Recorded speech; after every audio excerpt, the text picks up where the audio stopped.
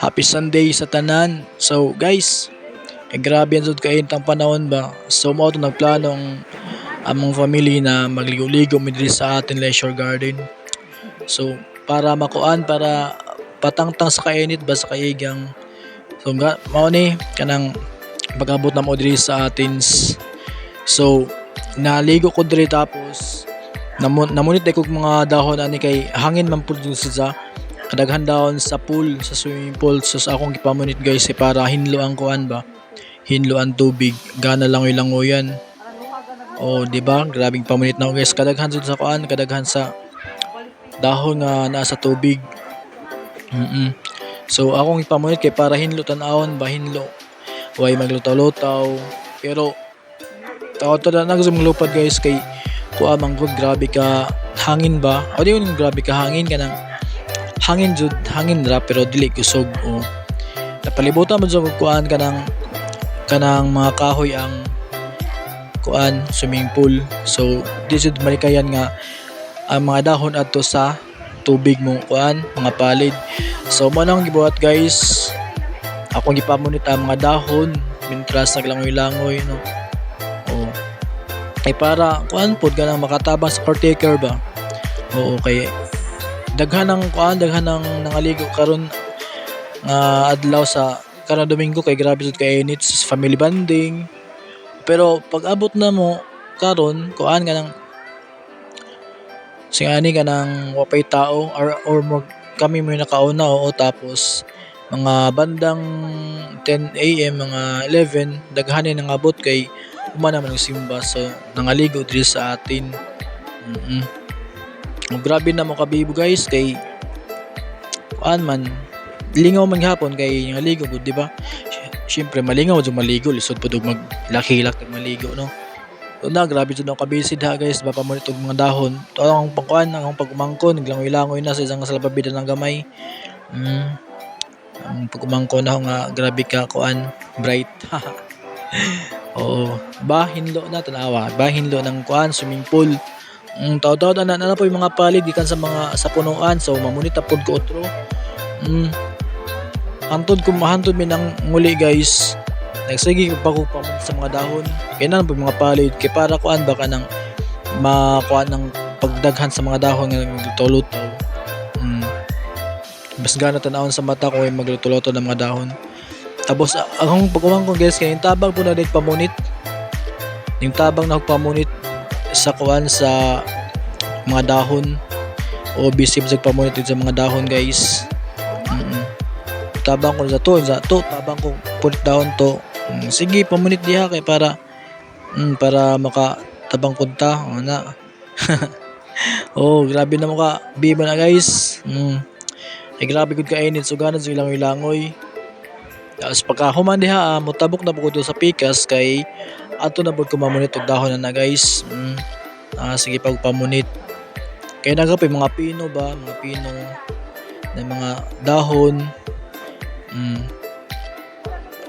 Ba grabe na mga kabibo. O tabang po pag umangkot panguhag dahon guys, tabang po sa pagpanguha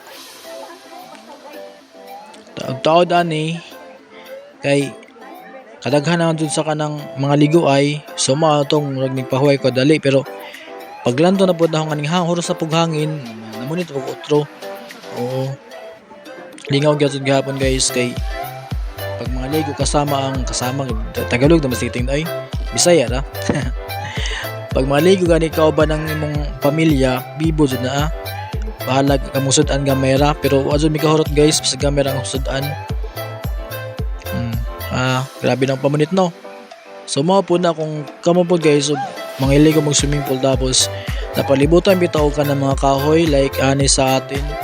Di ba jud balikayan na umuhangin ato man sa tubig paingon ng ano ang dahon ng lutaw. So pamunit kan pod guys kay para pod hinlo tan-awon ba, hinlo tan-awon ang tubig.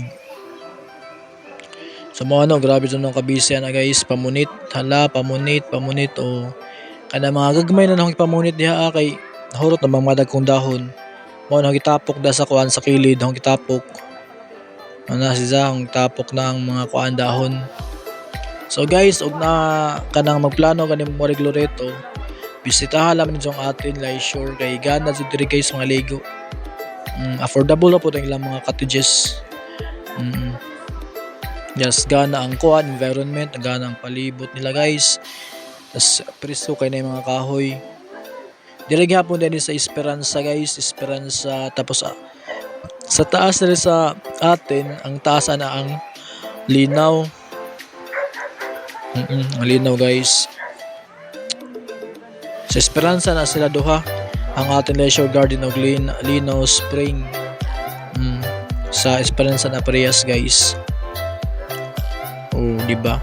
Nahinlo ang tubig. Oh. Kakungyan sa titing pa mo nitong dahon ba?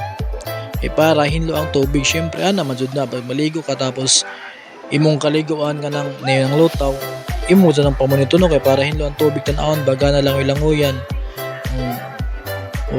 Bisan hinlo hinog gyapon ang tubig da kay kuan man hiniloan mo na sa caretaker pero sa kini nga time kay ning hangin man tapos ang caretaker kay basin busy wala sa makabantay nga ang nanglupad ang mga dahon sa kuan dahon diri sa tubig maunang syempre tabang sa pamunit guys awag ko ning tabang kay anang horang nahuna-hunaan nga mamunit og pamoniton ang mga dahon mintras naglangoy-langoy ko, di ba? Double purpose.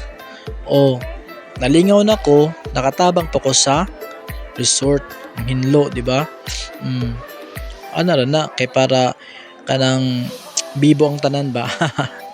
Bibo ko ng tanan. Wala naman ko mahunahunaan mo ng bibo ang tanan. So guys, maura na.